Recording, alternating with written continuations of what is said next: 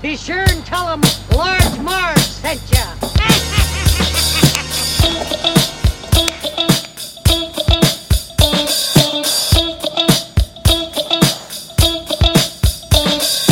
In the 90s, we were just teeny tykes. We rented movies and our bikes. We wanted to be DJs, but we were just teeny gals. So we went off to college and we remained best pals. 20 years later, we're still watching flicks and we're bringing you the favorite bit by bit. Sweetie and Sweetie are here to say it's the Large Marge Santa's holiday.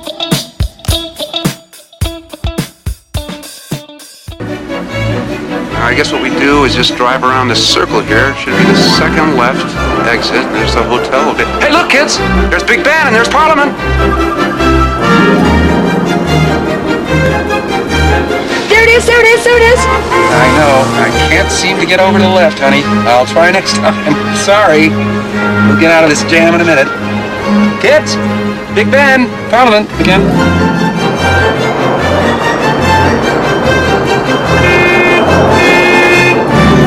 Kids. We know Big Ben. Parliament.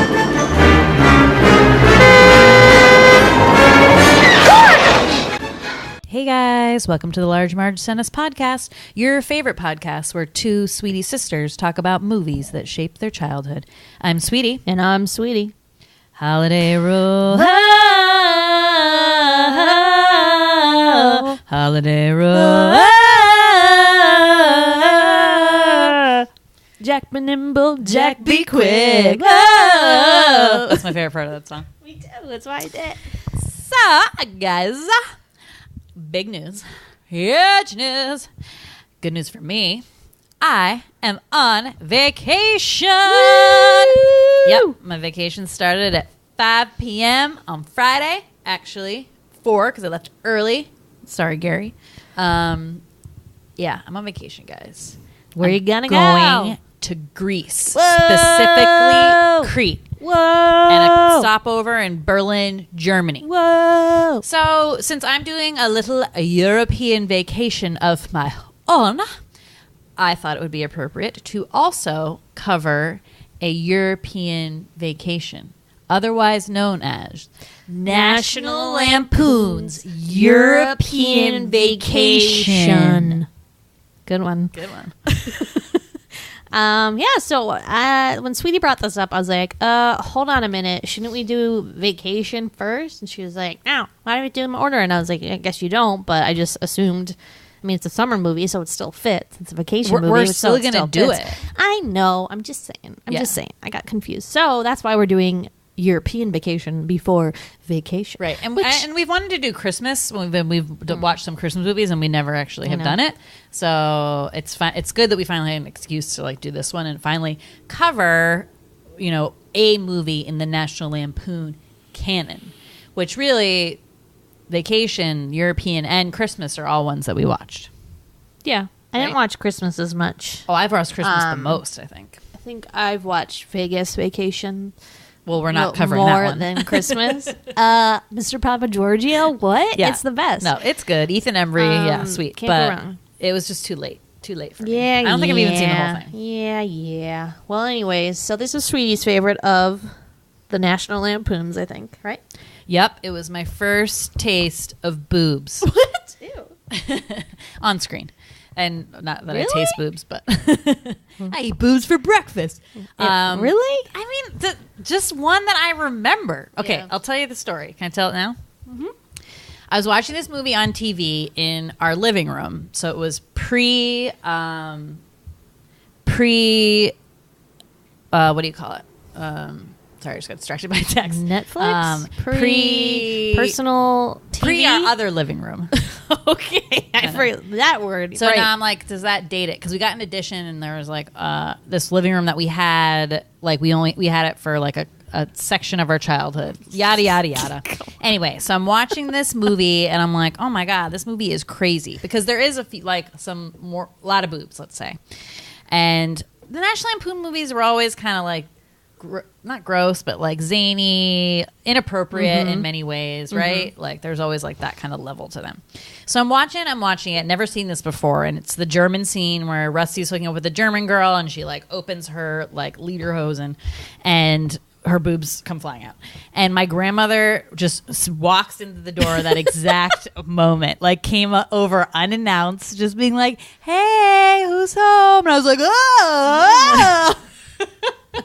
Oh, but she didn't see the boobs. No, I thought you said she just all of a sudden walked in the room when the boobs came on. No. And you were like, Grammy, get out. No. Oh, that's great. Yeah. Wow. Sweetie's first taste of boobs. Write it down. Yep. I don't like that verb. Me neither. It's Taste. terrible. First That's why I laughed shot and of was boobs. Like, ew. Yeah. One that I remember, I guess you would say. And these are like pretty gross, like 80s boobs too. So. What are gross 80s boobs? I don't know. It's still like boobs. Big nipples. That's and not like, a decade thing. I don't know. It's a person. It's a person thing. Anyways, You're crazy. What's your first memory of it? Of this one? I Gross think, boobs. Yeah, the gross boobs in the French like dance like strip club. I remember watching that when I was little and being like, ew, like French is so weird. And like, obviously I thought all the country stereotypes were legit. Like I got all my knowledge, I think. And they are a little bit. I mean, how does a stereotype work? It's based on something. Yeah. But this really, like, the whole movie is just basically about stereotypes, right? And American stereotypes too. I mean, it works like both ways. I mean, the whole like crux of the National Lampoon franchise, right, is just like this like typical family, and like, you know, this is what families do. National Lampoon's is just, there's like 30 movies in that, so it's just the family ones. Just the family one. So just the vacation Griswold series. Yeah. But this also brings to mind that we have not covered any Chevy Chase films. Right? So this is our first Chevy Chase film. Or as I like to call them, Chevy Chase. Chevy Chase. Whoops. I listened to an old podcast and I was like, why do I keep saying Chevy? I'm such a loser. Chevy. Yeah. Pretty sure it's Chevy Chase. So that's awesome. And I love Chevy Chase. I think he's fucking funny as hell, and his delivery and his like random... I don't even know how to describe his like level. They described it as deadpan, like in his like IMDb like bibliography kind of thing. And I guess that's what it is, but I don't know. I just find him hysterical. Maybe now in his later years of acting, but in this, it's just like dummy. Like he just like is so stupid. I don't know. He's just classic. But like Chevy. Doesn't like I said think it again. he's stupid. Chevy. Yeah. He doesn't realize it. He's just like oblivious to like literally everything. I don't know what you call that. Yeah. Oblivious. Yeah. Just there we like go. that. Figured it out. Bam. So if everyone's familiar, you know, with the National Lampoon, this vacation sort of franchise. So what they did is like the first one, obviously being Vacation. It's always Chevy Chase and Beverly D'Angelo as the mom and dad, Clark and Ellen Griswold. Oh, I thought it was Helen. I think it's Ellen. Right? Who knows? Yeah. Well, we can look it up easily. But then the kids change every movie, which is really interesting to me. And especially for this one, which I find the kids totally heinous and gross. And I always have for this European one, to the point it like bugs me so bad. Until I read that the daughter, Audrey, in this had like diabetes, which kind of made her like her appearance be like a little bit, I don't know, not that great. And she died kind of young. So I feel like really bad about that. But like the Rusty is so busted in this, like I can't even like talk about it. And maybe that's like the 15-year-old like, and it's supposed to be. They were like, let's cast the most awkward, like gross kid. Yeah. And it totally works. But they're also super annoying. Yeah. Like they're not my fave. Yeah. Like the ones in Vacation, like Michael C. Hall, and I don't remember who the girl is in Audrey, but like they're kind of like funny in that, and they're just like going along with it and stuff. And the same with the Christmas one. Yeah. They're like, who are the kids in that one again? Are they the people Christmas we know? One? Yeah. So Juliette Lewis. Oh, right. And then the guy from Big Bang Theory, David Jim Parsons? Faustino, maybe? And Roseanne. Oh, okay. Yeah. Remember? Yeah. I think that's him. Wait. No. Is that? I might be wrong. Different people. I don't think he's in Roseanne, but I know the guy you're talking about. That's on the Big Bang Theory. Right. Yeah, okay. Interesting. You know what? I might just have to make a confession just in case this turns into another My Cousin Vinny situation, but now I'm not sure I've even seen Christmas Vacation. Oh my God. I feel like I've seen most parts of it. It's John Galecki, who is Big Bang Theory. And Roseanne. Oh my God, totally you're right. Who the hell is David Faustino? Well, then who's the other kid in Roseanne? He's not the son, though. He's not DJ. No. He's Who is he? Darlene's boyfriend. Oh, that's David. what it is. That's what it is. Right. Yeah. That's it. Okay, I got so Yeah. confused. Anyways, this movie came out in 1985, so it's an oldie, but goodie. Directed by, did not know this until we kind of breezed through the trivia, Amy Heckerling. Crazy. Harold Ramis directed the first one. Unbelievable. What? Unbelievable. He didn't want to come on for this one, and I guess Michael C. Hall, who was the original Rusty, also did not want to come back for this one. He decided to make Weird Science instead. Good for him, because I feel like that really catapulted him to a certain kind of level of fame. But continued his trajectory to be like a nerd until he did Edward Scissorhands. I know. I don't get We it. talked about that before. Yeah. And so, like, let's just start talking about it. I have a feeling, like, you know, this isn't super plot heavy. It's really just them getting into, like, zany, like, situations as they're, like, going along. And really, I think, like, mostly this movie is, like, wow, Americans are stupid kind of a thing, right? Yeah. I don't know. I always viewed it more as like the Griswolds are stupid. Like Okay. that's just like they cause havoc like wherever they go, right? So I feel less bad about myself watching it with that in mind. I agree with that. I mean, when they go to France, maybe not, because that's like the whole point of that whole joke. But we'll talk about it. Okay, ready? I'm ready. You gonna do your version of a synopsis? What's my version of a synopsis? I don't know. I was just saying that there's not really a story, so you're gonna have to come up with some magic here. Oh, there's a story. Yeah, there's. Don't worry. There's a story. Don't worry. It's time for the sweetie synopsis. Yeah, Sweeties. You switch it up. I'm switching it up. Dad, I think he's gonna pork her. Yeah, Love that good choice. verb, Yeah, pork. it's pretty funny. Need to use We it more Yeah, often. we should definitely pork in your wife, not park in your wife. Park in your life like she's a car. Nope. Clark W. Griswold and his family are on the family game show Pig in the Poke, which, as far as I can tell, is basically a trivia show, but I'm unclear on the rules.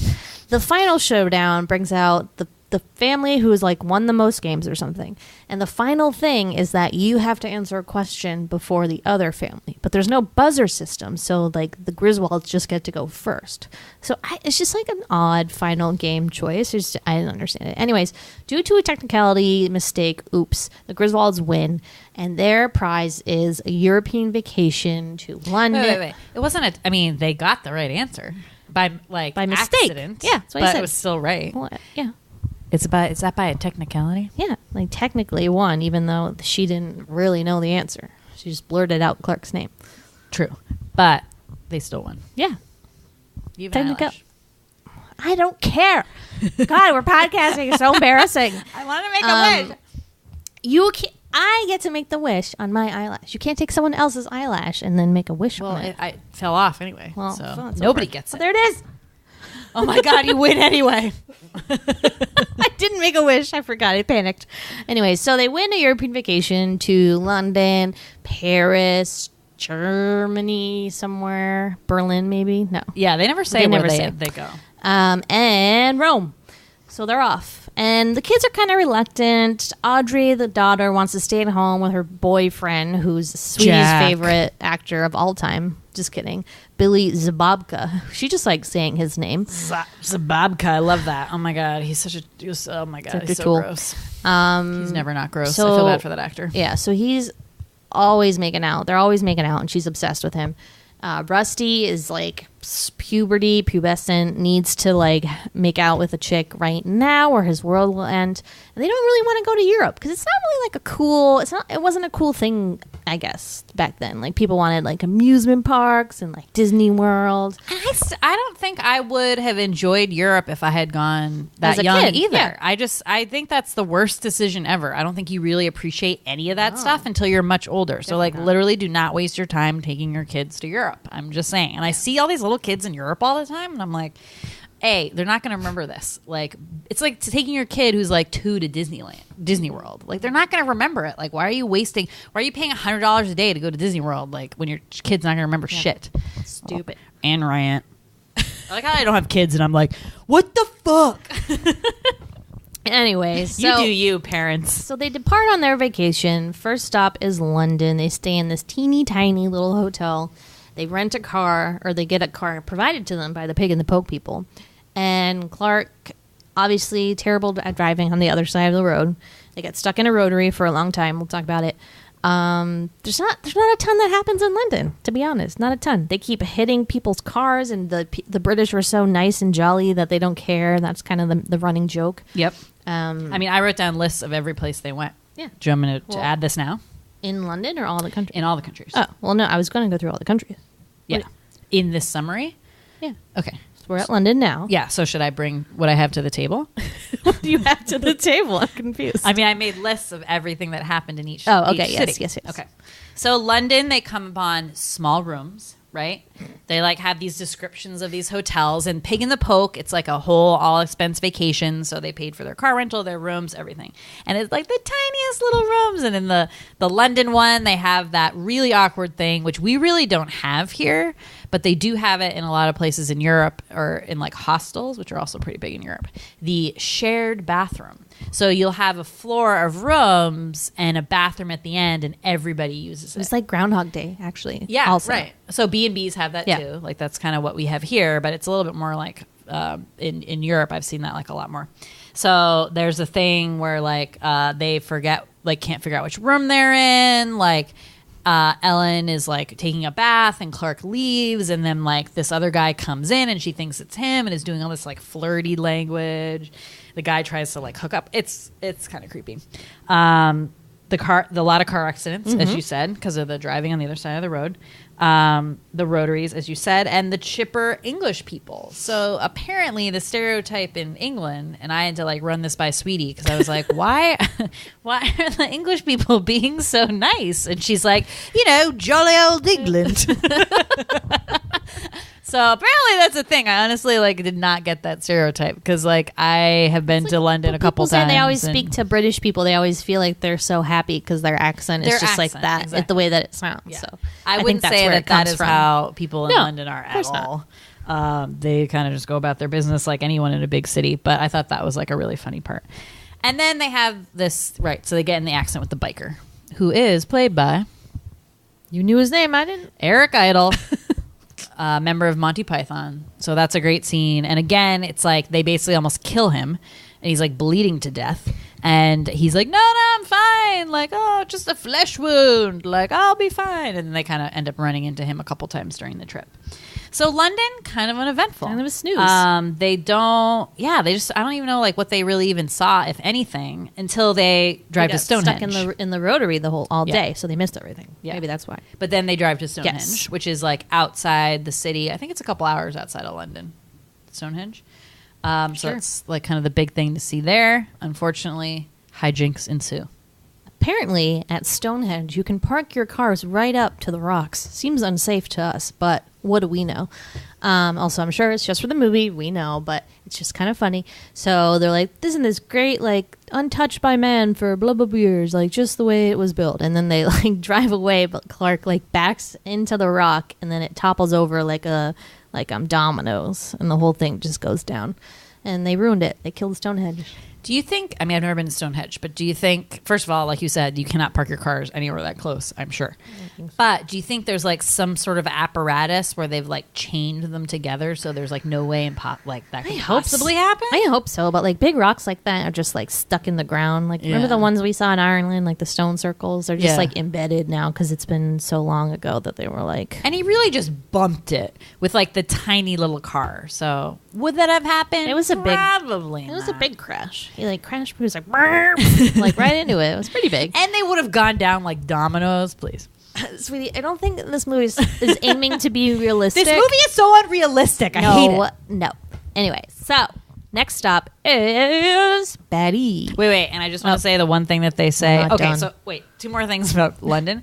So, like, Chevy Chase, after they did this movie, he said a lot of people came up to him and they were like, oh my God, we got stuck in roundabouts too when we were in London, which we call them here in Massachusetts is rotaries. And that is a thing that Massachusetts has a lot of, that when people come here, they're like, how do you deal with this? And as like a mass hole, like we're always uncovering, like seeing out-of-state drivers not really know how to like deal with rotaries. And that's like a thing, right? But then they're driving around the English countryside, and Rusty goes, "It looks like Massachusetts." Yay, we're famous. I know. And then Clark was like, "Oh, it should, like, because the Pilgrims settled Massachusetts." And I'm like, what that does doesn't that have have to anything do to do with anything. Like, what? Silly Clark. Like, it doesn't have anything. Like, the Pilgrims settled there, but they don't, like, determine, like, the geography. Yeah, exactly. Silly. Weird. A little silly. So that's it. Fake news. So those are two, like, fun right. Massachusetts connections. So, Hey, Boston. on a plane, go to Paris, where they check into a hotel, which is much bigger and nicer than their previous one. They meet another traveling couple from America who are on their honeymoon and just are like porking each other in public, it seems like most of the time.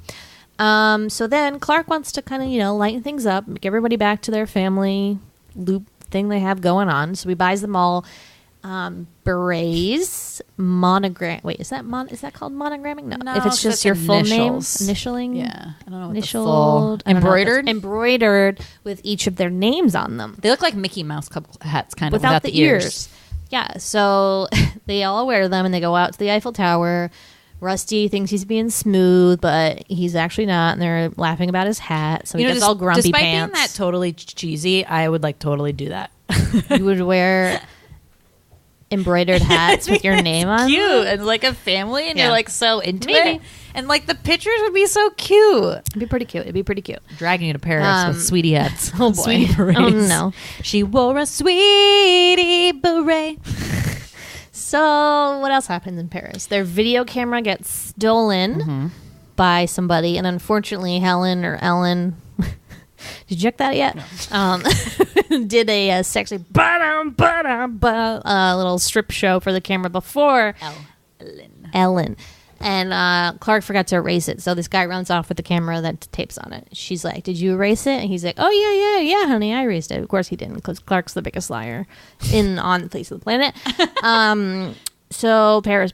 So then they go out for some nightclub entertainment. They accidentally go to like what is like a Paris like fancy strip club, but we don't know really what to call it. It's like a dance review, but topless. Burlesque. So I said burlesque. Okay, Right. Burlesque is more like not full boobs. I mean, like the tits were out. It was tit soup. Yeah. It was And full tits. No, what are those called? Pasties. I'm doing like You're doing a boob she's jiggle. doing a shimmy. It's called a shimmy. Fully covered though. Yeah. I don't have pasties on. Thank God. It's like Thank kind of God. amazing because it's like, so first it's like what I would say is like traditional burlesque dancers a little bit. They're in like corsets, sort of like underwear things, and they're doing this like the leg opening thing. Can I tell a quick story about pasties before we Sure. get too far? I mentioned this casually in another podcast, but you didn't ask more about it, so I feel now is the time.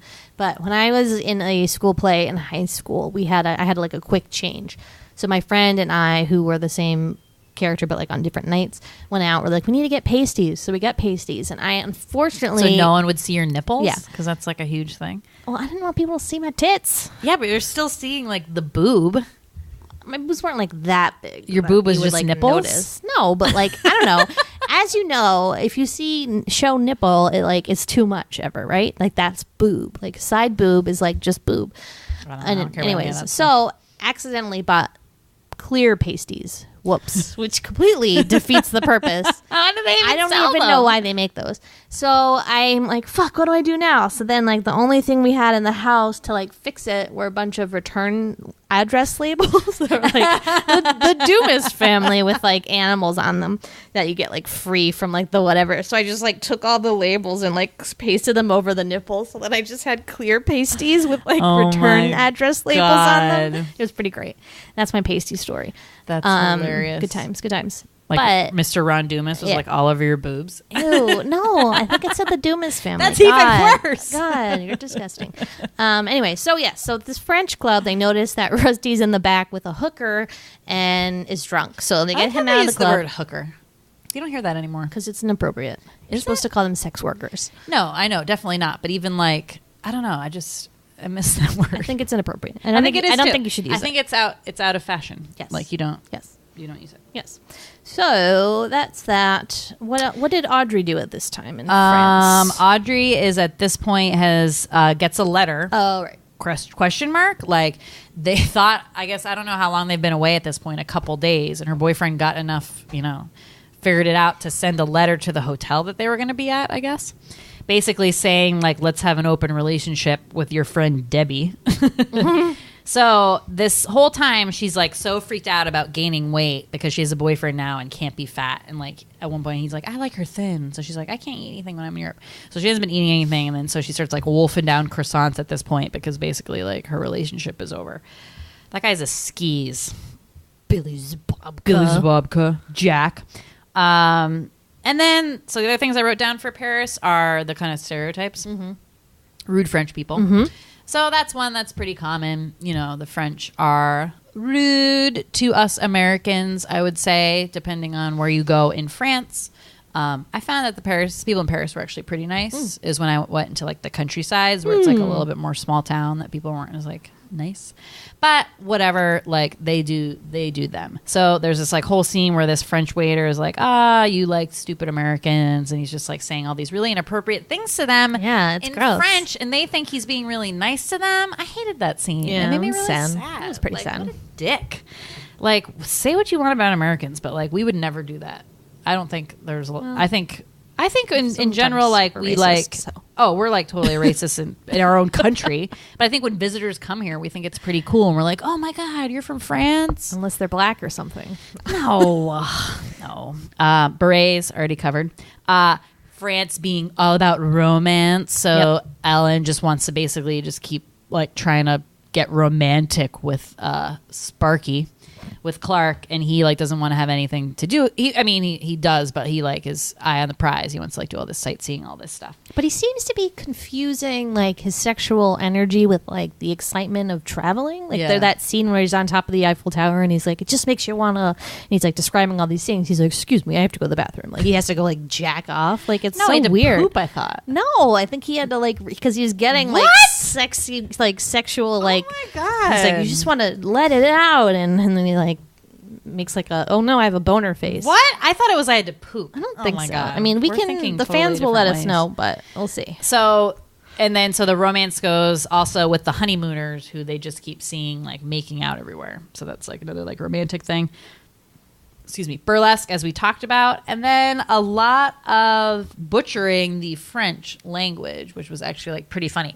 So Clark brings like this pocket translator, which if you've ever like seen those things are like so annoying. And it's like boop boop boop, and he's trying to like translate all these words and actually like speak in French to the waiters and stuff like that, and it's like not working. So like he says the Louvre, like the Louvre. Oh, have you been to the Louvre yet? Foie gras is my favorite. Foie gras, love that one.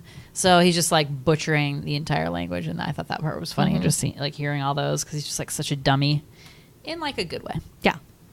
So that's Paris. On next is Germany, where they plan to meet Clark's family in Germany, but they seem to get a little lost. The streets are different, names they've never heard of. They don't know the numbers, so. It's crazy. I think they get lost. I don't understand why they don't know the numbers. It's not like they're written down numbers. They were written down. They were. Yeah. On some of them, but not the one that they went to. That was just a different thing. So the joke is, they like pull up to the street where it is. It's like Doodlestrasse or something like that. And it's like number 6. And Audrey's like, that's sex, Dad. Or she's like, we're looking for sex, Dad. And I guess sex is 6 in German. So he goes to one door and he's like, hi, my family and I are looking for sex. And then they like slam the door in his face. But if that was 6, then what? So maybe it's not sex. We don't know. I don't think you pronounce it that way, maybe. Where's Wuzzy when you need him? Where's Reby? My friend who lives in Germany. Who I'm going to go see. Look it up. Oh, you have your phone. So then they like, Rusty's like, here's 6, Dad. And they like, does he talk like that? I don't know, doesn't he? Like a here's cowboy? 6, Dad. And they go and they like, this old man answers the door and he's like, Fritz, hi, like we're here. Like, and they just gotta like steamroll the guy and go inside. And then the Ivy moves and it's actually 16. But they were only at the place next door, which was like 18. So clearly the one next door isn't 6. I don't know, man. I don't know. So they end up spending like the whole night with them. They cook them dinner. They sleep over. And then they say goodbye in the morning and they head off. And the German people are like, who the hell was that? And they're like, damned if I know. It's so silly. Okay, 6 in German is SECHS is how you spell it. Zex. So kind of close. Okay. Zex. So Germany, they continue on to, we don't know again. I don't know why they don't decide to tell us if where it's in like Germany. Oktoberfesty, then Munich Munich is where Oktoberfest is. I thought it was a summer vacation. Yeah, when Oktoberfest is end of September. So, yeah, not sure. But that's like another like German stereotype that's just going to be like beer gardens with people in lederhosen. Yeah. Was just like, it's not really like that. Right. I mean, yeah. So they enjoy that. Clark dons traditional lederhosen and does a dance with the guys, and like during the slap dance, he thinks they're like actually trying to beat him up, so he like punches them, and then everybody gets in like a brawl, and they chase the Griswolds with like pitchforks. They're like a mob after them. I don't get it. Why? I don't know, because they just like disturb the town. He just didn't realize it, and whoops. And that's where Rusty gets some tit. Right. And then meanwhile, Rusty's hooking up with this Claudia. What are those girls? Beer girls? Beer wenches. And yeah, she takes off her top and is like, bam, let's make out. He's like, oh. But then Rusty like licks his braces. He's like, ew, I don't. Best day of my life. He needs to stop. Yeah, he's so gross. He needs to stop licking his lips. It's just probably, possibly the most upsetting thing that's ever happened to me in my life. Anyways, but he has to leave because his family's getting chased out by the mob. So they run, they make it on a train, leave all their shit behind, and then go off to, it's lucky for them that it happens to be the train that's going to Rome, and that they could get tickets on such short notice, just whatever. So off to Rome they go. Did I miss anything in Germany? I had Oktoberfest, meeting the family, Claudia Seen boobs, chased by a mob. Great. Perfect. All right. Lots of sausage, sauerkraut. Ooh. Not penis. So next, Sadly, no. final destination is Rome. And now they get there, they have to go get traveler's checks. And now here's where it gets a little weird. Two guys are like robbing the traveler's checks place, I guess. And it goes wrong because the Griswolds come in, right? And they seem to be mobsters, which this is Italy, right? So it's like the mob. Yeah. So the Griswolds come in, and then they're like, let's do this instead. So he pretends to be like the traveler's check guy and gives them $3,000, even though they only lost, I forget, 1,000. Yeah. But why does he do that, though? I thought it was just like to get them. Oh, maybe because they were stealing the money. Right. This is where it gets confusing, guys. This is where it's confusing. This is another situation. Did they have something in that car and they wanted them to like move the guy in the car? They put the guy, and then I don't know. Yeah, who knows? I don't know. It's not the French Connection, as far as I know. There were drugs inside the car. But so then he sends them off in like a stolen car, basically, or whatever, and then they go off on their Rome trip. But they get in a fight because, oops. The video footage of Ellen in the shower dancing gets turned into a movie called The Wet Hot Wife, right? Hot or Wet Dirty Wife? Wet Wife It's or like something? something wet is included, but wife. And so she gets angry at him and storms off. And then the kids get angry, they storm off. So everybody's kind of on their own now, doing their own thing. So Audrey is walking around thinking she's seeing Jack or like hallucin. I don't know what she's doing. Yeah. Rusty finds a new girlfriend, an American, and they hit it off right away. Good for him.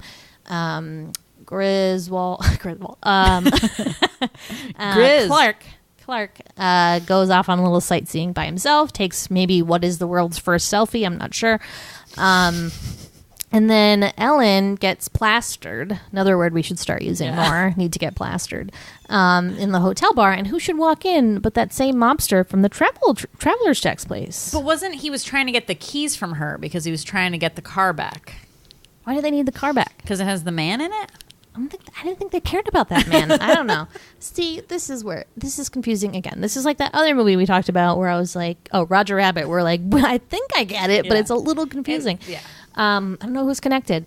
But so anyways, this man ends up kidnapping Ellen basically after she won't have sex with him, which classic.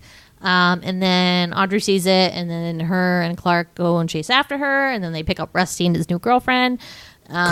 Great introduction to the family, and then they go after her and they get her back basically, and that's I guess really and then the end. they're like, let's go home. Let's go I home. mean, this has been So they're 2 back- weeks of just craziness. Yeah. And so then they fly back and they kind of have this very wistful moment about, wow, like it's something about, you know, about traveling that really makes you appreciate your home and like where you come from, which is really true. I mean, I guess depending on where you come from, but like I love traveling, but I love coming home too. It's like kind of the best thing. And then, you know, for the grand finale, they knock the torch off the Statue of Liberty because They're the Griswold. Clark finds his way into the cabin, like sits on the pilot by accident. The plane plummets. It's like a hot mess. But yep. And then we're back. The Griswolds are back or whatever, like Rusty says. So yeah. End movie. Silly movie, guys. So Silly movie. Silly. I mean, it's just like nuts. Screwball comedy. Which I really love, and I was laughing out loud in like a lot of moments. I think it's hilarious. Sure. You have to be in like a certain mood for it, though. Yeah. You can't be like, guys, this is the funniest movie in the world. Like, yes, it's funny, but I wouldn't, like, you know, like I think a lot of people think that this brand of humor is like pretty stupid. But, I mean, it's just like, I mean, there's parts that are yes, but I mean, I find a lot of parts very funny. Yeah. So yeah, yeah. that's all. That's all you need to say. Yep. All right. So tell me about your favorite parts. Okay, so my favorite parts are, I mean, we kind of went through like a lot of the scenes in the summary, so I'm not sure like how much more. We'll go into more detail about the roundabout scene. Oh yeah, I know that's your favorite part. Definitely one of my favorites. Yeah. and we didn't really talk I about know. that. So they're in London, as we were talking about. There's roundabouts everywhere, or rotaries, you might call them, as we do here. And you know, you're driving on the other side of the road, so you're driving on the left. And so for rotaries, whereas in here they move, clockwise. In rotaries in the UK or Ireland move counterclockwise. Yep. So it's a little bit confusing. Super and it's confusing. hard to get It shouldn't out matter of though, them. because the roads to like leave would still be on the opposite side. So like it shouldn't, right? So it shouldn't matter if you're on the left. Like you're Well- on the right side. It would be harder if you were driving on the right side. But like, wait, were they? I don't know if they went the different way though. In Ireland, now I'm thinking in Ireland, I think they still went clockwise. No, they did. They went. Clockwise. Ours are counterclock. No, we Ours go are like counterclockwise. This. Yeah, I reversed it. Okay. I was like, wait a minute. Cause I like remember Oh my driving in God. Ireland, and I was This like, is this so is weird. But it confusing. was like, okay, so they are clockwise over across the pond. So Clark cannot move. He just can't move to the left enough to get out of the roundabout, so into one of the lanes that'll like lead you out of the roundabout. So they're at this roundabout that is like Parliament's over there, Big Ben, and at first he's like driving through and he's like, oh, this isn't so bad, and he's like, look kids, Parliament, Big Ben, and they're like, oh, cool, and then going around, he's like, just can't get out of this damn roundabout, and he's like, you know, trying to get out, and then he's like, look kids, and every time he goes around he says it, so then the kids are like, Ben. yeah, we know, and then it just keeps going, and then it's dark out by this like next time, so they've literally been stuck there all day, and he's like delirious, and he does that like crazy Chevy Chase thing where he just like is like serious, but then he just like cracks. He's just like, and he just like does this like wicked weird laugh and is just out of his mind. So he's still being like, look kids, Big Ben, Parliament, I can't. He's like, I can't do left. I can't go left. I just can't do it. Oh my God. Come on, Hilarious. try harder, Clark. I just know. don't buy it. I don't He buy puts it. on his signal. They He just just won't needs let to him be in. more aggressive. Yeah, Although I think the other cars were driving incorrectly on the roundabout, because like I feel like if you're not turning off the exit, like Yeah, go don't on you the go inside. to the inside? Yeah. Yeah. So I think it was their fault, but what do I know? Again. But yeah, Sweetie loves that part, and it kind of reminds us of our dad on family vacations. I feel like he would do that a lot. He'd be like, over there, look. And then there was one memorable night when he had like 1 too many glasses of wine at dinner, and we were visiting Emily in college, and he was like, look kids, the P8 or whatever. Yeah. And then it hit the curb, and then we got a flat tire. So good times. So that totally reminded us. I love that story. Reminded us of this scene in this movie, so we love it. So always love. And then whenever we see the Parliament or Big Ben on television or TV or movies or whatever, Sweetie's always like, Big Ben, Parliament. Yeah, I mean, I went to London. I've been a couple times now, and I can't not refrain like from doing that. I'm like, look, kids, Big Ben, Parliament. Good That's scene. excellent. Good That's scene. excellent. The scene that I, for some reason, always remember from this movie and that I forgot about actually until I started, so that I just contradicted myself. But when I started watching this and this part was about to happen, I got so excited because I loved this part. It's when they like try on the Italian clothes, and I just like love the weird song. It's like new looks, new looks, and they're like trying on all these weird ass fucking clothes, and I just like I don't know, I just loved a good clothing montage when I was little, these clothes are bonkers. They're so silly. Okay, so a couple of things about this scene, right? So, well, my first question is, say you don't have any bags. Yeah. You're like, shit, my bags are gone. Like, I got the clothes in my body and I need to go shopping. Why? When you go into the store, the first thing you're doing is being like, I need to get the right hat. Because they try on hats for like a good quarter of Great the montage. outfits begin with great hats. Didn't you know that? The hats are nutty. Yeah. No, and like no, I think it was just they're like in this like fancy Italian store or whatever. They had all these hats, so they needed a hat. I don't know. They thought that like cool fashion was hats. And that was another like sort of Italian stereotype thing, right? It's like, oh, fashion, like Italians kind of have crazy Weird fashion, clothes. and they're very My like, question. But I do love that scene too. Until you figure out or they show the outfits that they actually choose and come out with, right? Because Which is like a 180 weird. wrong direction. So Audrey's is like reject from a Michael Jackson like music video / clown costume, which is like navy with like red plaid. I don't know, and it's just like those like ankle pant. I don't know. I don't know what you call those. And, like she has these buttons and straps. Too many buttons. Rusty's is what I referred to as a peasant Jedi. I mean, I don't even know what that outfit is. I said he picks Rusty after a lot of cool suits and jackets, ends up picking a Robin Hood tunic size XXXL. Like, it's so fucking weird. And like, what the fuck? Ellen was like a cool, like chic, but like way too fancy. It's all of these clothes are like excessive. It's like a checked suit. It looks really good. And then Clark's is like a wacky yellow black check suit or a striped suit or something, right? So theirs are like a little on point.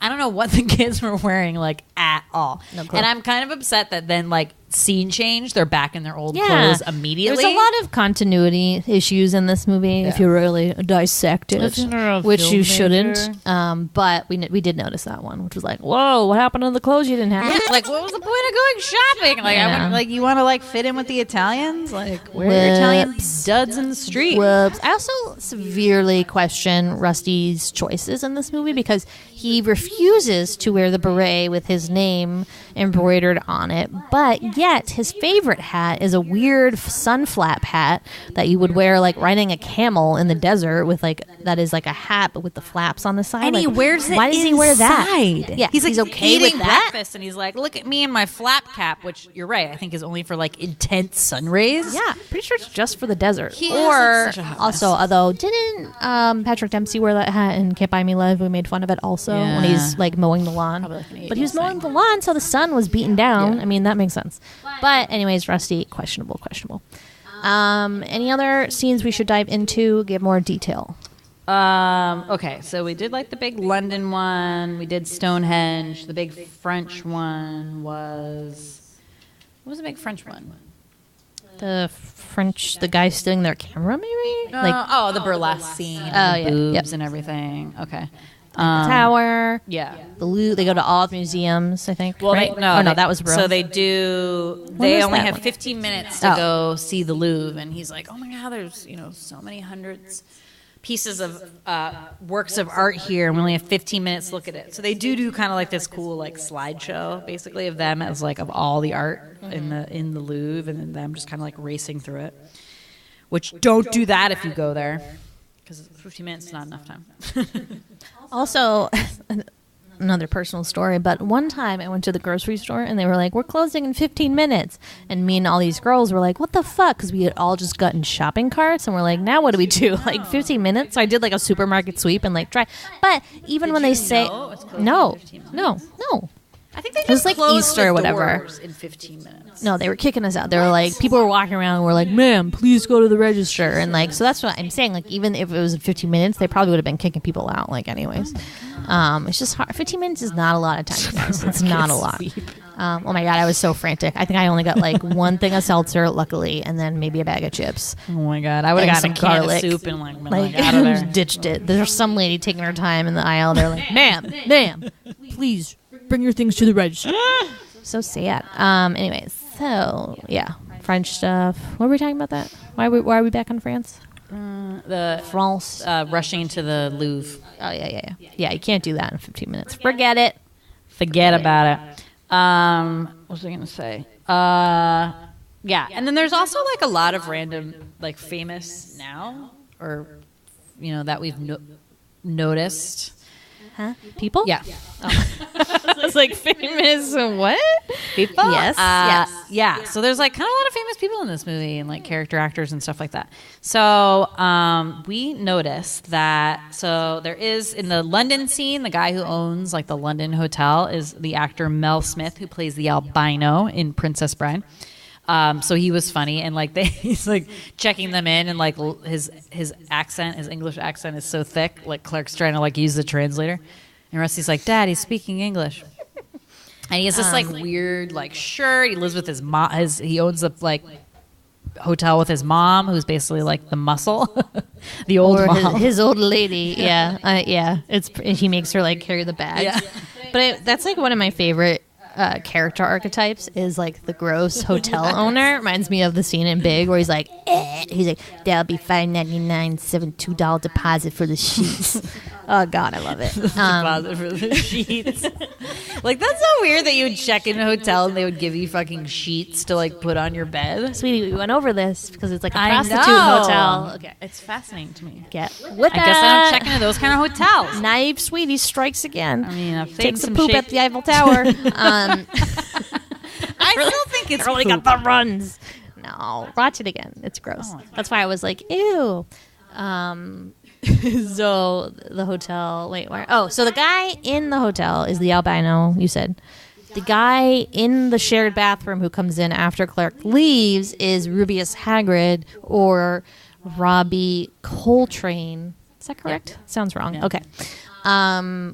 Good stuff. Yeah. Good stuff, guys. We were like, whoa, he doesn't even have any lines. Like, that's the weird thing. Like That is so like sketchy to me. Like what? that scene. Yeah. Yeah. That scene scared me too So as a child gross. because I was like, I don't know if I could go to Europe if they have this bathroom situation. Also, Well, you can two questions. You can lock it. I don't know why. Well, she was in the bathtub, so I guess like she couldn't Right. lock it. So, but- two questions. One, why would you take a full bubble bath in a shared bathroom? No. Pretty fucking rude, Ellen. Number two, why would you stay with your wife in the bathroom while she's taking a bubble bath and then leave without telling her? Clark. So many questionable decisions. Obviously, we know Clark is not smart. However, it just really bothers me. Even makes like no sense at all is that he gets lost trying to find his room because it's like this long hallway with a bunch of doors, but there's no numbers on them. So he barges in on someone who I think is having sex, and he's like, "Congratulations!" Oh yeah, because like she must be with someone with like a big dick or something like Oh, that. I thought that there was like a whip noise. No. On the, I think was she's like must be like having sex, and the guy has a big dick. And he's like, "Congratulations!" I love how like Chevy Chase delivers those lines, like "Congratulations!" Like super awkward, like deadpan. He finds a locked door and like for some reason thinks that's his and like barges through, and it's the guy with his mom watching TV, and he has to like play it off that he's like just coming in here. I'd like a wake up call. I'd like a wake up call at 7 a.m.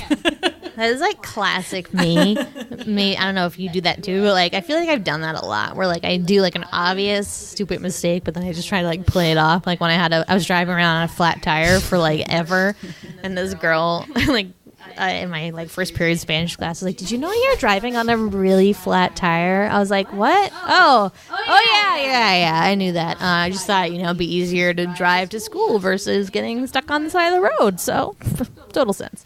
Again, it happened to me. My Saturn had a flat tire problem, you guys. Another time, I was picking up a pizza. Tires. I was picking up a pizza at the Red Barn, and I'm like backing my car up to go, and this lady like runs over, like waving her arms, like, "No way!" She's like, "Your tire's really flat." I was like, "Oh, I know. Like, I'm just going home. It's right down the street. I'll be fine." I'd be so scared to drive on flat tires like that. It was like pancaked. I wasn't going fast. Jeez. just down the road. But yeah, so I totally do that too. But I love that scene. I know, also. it's hilarious. Very funny. So he finally thinks he finds the room, but basically just because it's like an open door, it's all dark in there, and there's a woman sleeping in the bed, which he thinks is Ellen, but he left her just taking a bath. So it's like, would that really be Ellen? Like, put it together. And he gets into bed, and he's like, kind of feeling her up, and he's like, whoa, when did you stop shaving? And it's like kind of coming to him. And then it's this other woman who like will not let Clark go. And he's like, oh, instead of just like jumping out of the bed, he tries to be all like awkward and smooth and like, and so my favorite line though is like he's trying to get out of the bed. He's like, can you please like remove your legs from my legs? She basically has him in like a leg clamp. And he's like, I have a mild case of herpes. Yeah, he just like saying like things to like get out of there. It's pretty great. God, I love it. That one does slip out. Pretty great. Yeah.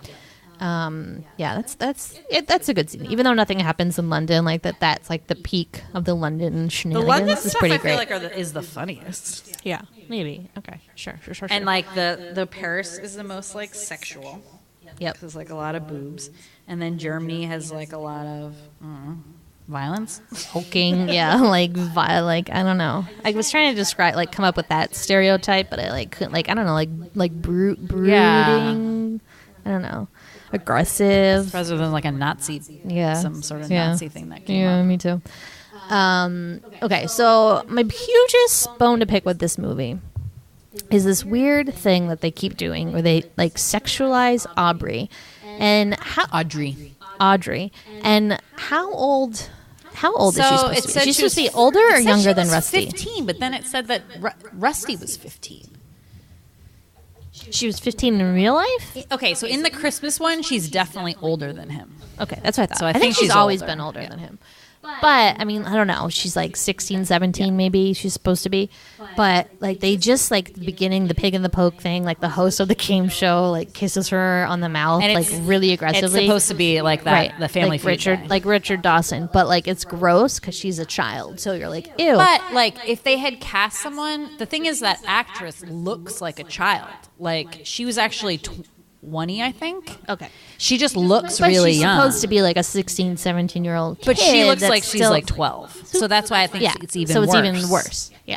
There's that. And then the French part where the waiter is saying mean things to them in French.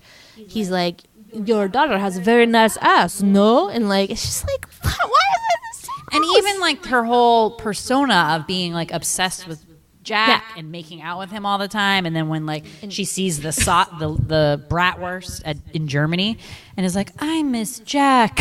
It's like this big white like sausage.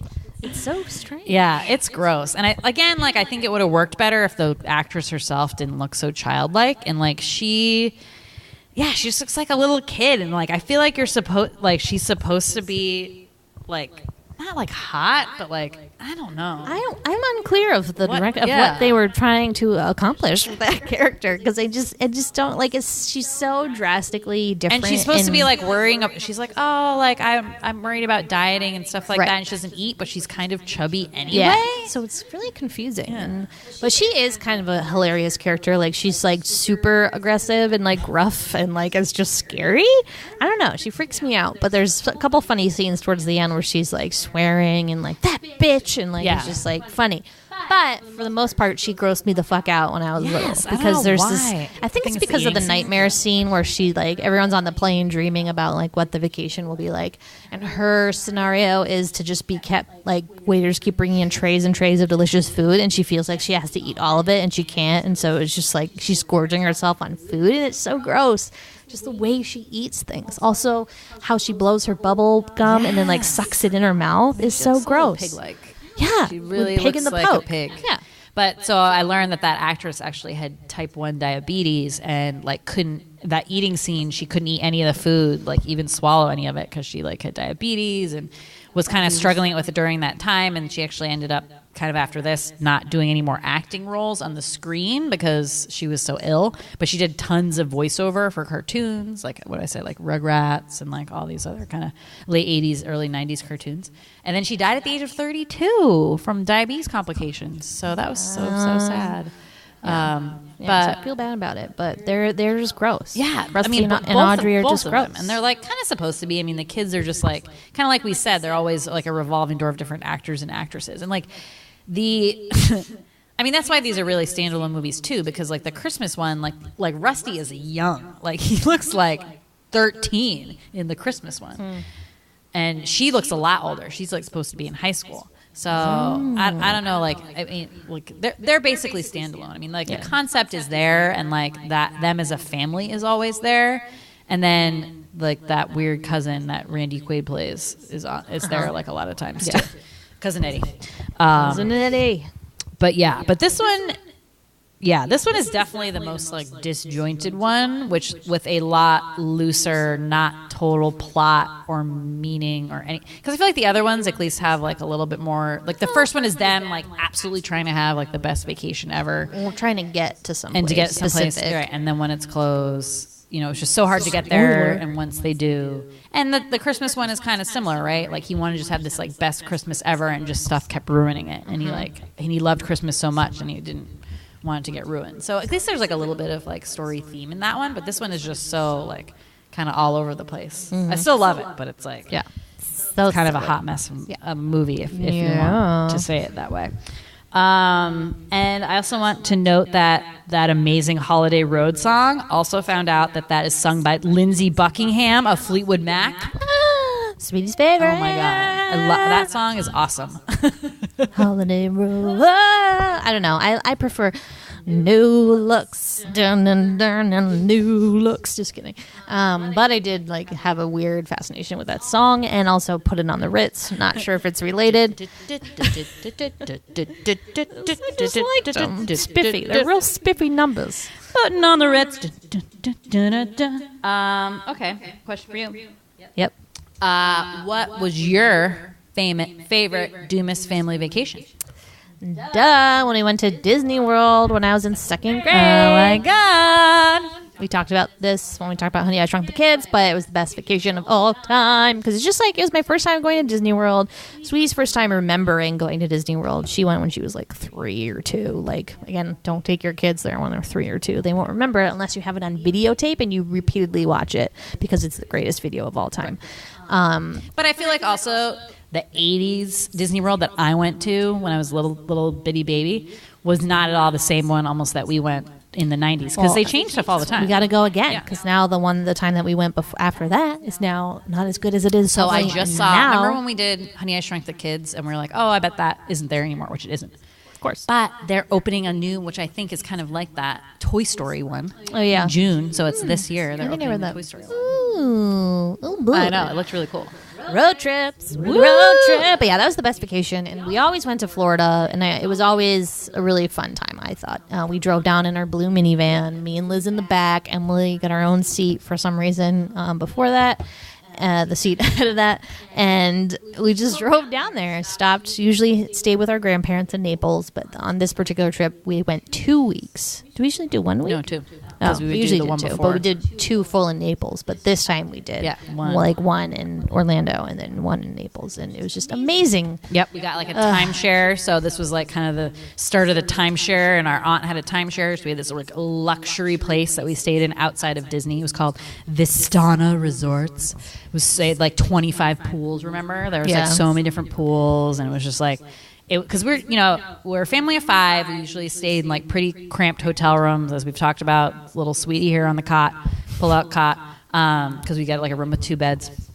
And like this is why I think sometimes these movies resonate with me so much because like we were like a total family vacation family. We went on a lot of family vacations, and we were, again, family of 5, like not super wealthy, so we could never fly anywhere. So we were jumping in that minivan and driving all across the country. Or no, I mean just up and down the East Coast. And like that was our vacation. So and like my dad like wouldn't even hesitate to just like pop us in the car and be like, let's drive like we went to DC, we went to New Hampshire, Maine all the time, South Carolina, Philly, New York, and then New York. Or was Philly part of DC? We like stopped on the way. Oh, I've never been to Philadelphia. Not Philly, sorry. Not Philly. Gettysburg. Yeah, so that's the one I was going to bring up. So I love the Florida ones. Those were a blast. I will definitely say that. The driving was a lot.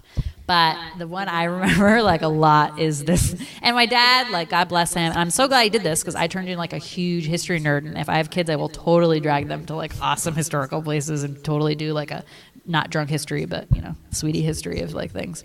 So we did DC a couple times, but then one time on the way back, we combined it with like a stop at Gettysburg and did like all a tour of the battlefields. Dwight D. Eisenhower's house is there, so there's like a museum there. So we did that. Oh my God. And honestly, like, I think that I would credit that with like my love for U.S. history. That got me like spurred into being like, because we hated it at the time because Dad bought a like 5-hour narrated trip on a tape that he played in the car, and we had to drive around like the entire all the battle sites, and Dad would get out at each one and like look out, and Sweetie and I were like dying. And they were basically just battle. I mean, they're just fields. But now that seems really cool, and like the tapes are really cool because they did like a whole, you know, like a book on tape kind of thing, like acting out like what happened. And then he became obsessed with this like one general, the Pickett's Charge guy, Joshua Chamberlain, who actually is from Maine. So then we did this whole pilgrimage to like Maine, which I think he's from near where Bowdoin College is. And we like drove all the way up there. And then we went to there. Remember we went to that like old house that was like preserved from like the 1860s? They're like, there's even a crumb in the toaster from the 1880s. Remember? Oh my And God. the guy on the tour had terrible breath. Yes. Oh God. Like we have so many memories like that. Like we went tons of historical stuff. Like my dad just like loved, and we were such good. I mean, we were such good kids. I mean, we didn't liked it. like put up really a stink at all. Well, we just like went along with it. Before we just weren't like the acting up kind of kids. Yeah. Like that terrified us. Like the possibility of getting in trouble scared us more than anything. And that's why they left Liz at home, because I feel like she would have been the one person to do that. She came to some. She went to one main one. What was the main one where we went to that hotel, like on those that like on the rocks? I don't know where that was. And then Sweetie and I like overheard the fire a waiter alarm or a thing? busboy being like, "When's the fire alarm?" And we were like, "Oh no," because you know how. And we talked about in the Kindergarten Cop episode the idea of knowing when something's gonna happen. So Sweetie and I were like so scared. We're like, "We have to go." We were like crying, and we just sat outside on our rock, and the fire alarm never went off. Just so you know. Oh my God, I remember that too. Pointless. That is so funny. We were so young. I can't believe you remember that. That's amazing. Of course. Yeah, but we had some epic family vacations. And I like love that so much. Like I hope, you know, if you guys have kids and you're taking on my vacations, like definitely do that with your kids, because that'll leave like such a good kind of, whether they're good or bad, like they make such, it's like, I mean, it's like when you're older now and you go on trips with your friends and like, yeah, like shit might happen or whatever, but like you have like such good memories of like these crazy times, and like it's so fun. And like we would be in a car for like 3 days straight, and that was like the funnest thing ever. Loved it. Yeah, like I'm sure Mom and Dad maybe didn't do but like listen to our Walkmans, eat at Cracker Barrel. I read so many books. I remember like the books I read. Yeah, we loved the Cracker Barrel. Would like always go. But then they would get a book on tape that was like an adult novel, and we would like all like listen to that. I wouldn't listen. I mean, I had my Walkman. I listened to my jams. But yeah. Anyways, take your kids on family vacations, even if like you don't have a lot of money. Just jump in that car and go somewhere. Like drivable and do it. Yeah.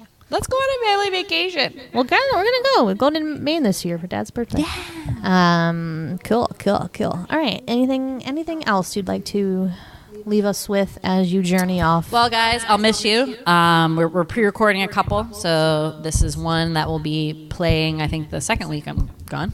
But I'll be back on the 20th. You know, fingers crossed I don't get stuck in customs or anything. Oh my God. Smuggling back Greek olive oil or something like that. There's like drugs. Just kidding. Anyone asks you to hold anything, you say no. I've seen Broke Down Palace. I know how it works. Okay, good. So yeah, so I'll miss you guys. You know, keep it real. Okay. I love you. We'll try. Thank you, everybody, for listening. You can find us on Twitter at The Sweetie Club or on Instagram at Large Marge Santos. Thanks for listening. Bye.